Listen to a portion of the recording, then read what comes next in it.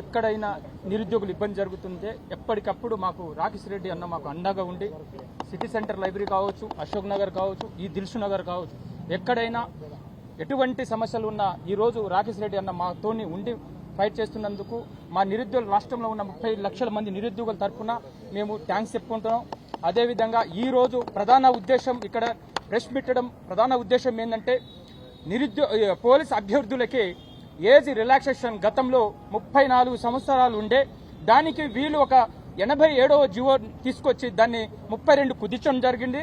మేము జీవోని రద్దు చేసి 32 సంవత్సరాల నుంచి 36 సంవత్సరాల కానిస్టేబుల్కి ఏజ్ రిలాక్సేషన్ ఇవ్వాలి. అదేవిధంగా దాంతోపాటు ఎస్ఐకి 38 సంవత్సరాలు ఏజ్ రిలాక్సేషన్ ఇవ్వాలి. ఎందుకంటే ఎస్ఐకి కానిస్టేబుల్కి సపరేట్ ఈవెంట్స్ లేవు.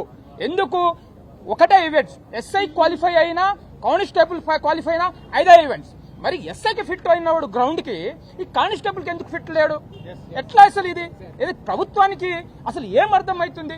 అసలు ఆ బోర్డు చైర్మన్ వివి శ్రీనివాసరావు మాకు పట్టిన దరిద్రం ఏంటంటే అతను తొలగించాలి. ఫస్ట్ మా డిమాండ్, మొట్టమొదటి డిమాండ్ ఏంటంటే మాకు కలవే అవకాశం కూడా లేదు. ఫస్ట్ ఆఫ్ ఆల్ మా బాధను చెప్పుకోవడానికి గతంలో ఒక ఈవెంట్స్ లో చిన్న లాంగ్ జంప్ పోయి, షార్ట్ పుట్ పోయి, చిన్నతో సిల్లీ రీజన్ తోని చాలా మంది అభ్యర్థులు నష్టపోయారు ఈ జీవోల వల్ల, ఈ 46 వల్ల. ఆ రోజు ఇదే ఆ సిటీ సెంటర్ లైబ్రరీకి మీ జాతీయ నాయకుడు రాహుల్ గాంధీని తీసుకొచ్చి మీరు మాతోని ఏం చెప్పినారు?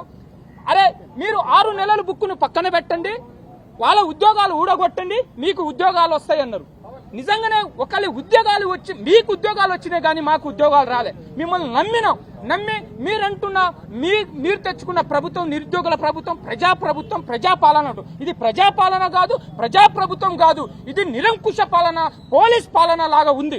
ఎందుకంటే మేము ఇంద్రానాగ్ మా ఫ్రెండ్ ఒక్కరు అక్కడ జాతరకు పిలిస్తే కనీసంగా ఆ జాతరలో వెంబడి కూడా పోలీసులు మమ్మల్ని ఆ జాతర కాడ వచ్చి కూడా ప్రివెంట్ అరెస్ట్ చేయడం జరుగుతుంది. ఇది అసలు ప్రజాపాలననా? దీన్ని ప్రజాపాలన అంటారా? ఇది ప్రజా ప్రభుత్వం అంటారా? కాబట్టి మేము ఇప్పటికైనా రిక్వెస్ట్ చేస్తున్నాం, మీరిచ్చిన హామీ ఈ 46 జీవోను రద్దు చేసేసి ఈ 20,000 కానిస్టేబుల్ ఉద్యోగాలు ఇస్తామన్నారు. కాబట్టి ఆ విధంగానే మేము అడుగుతున్నాం అంతే.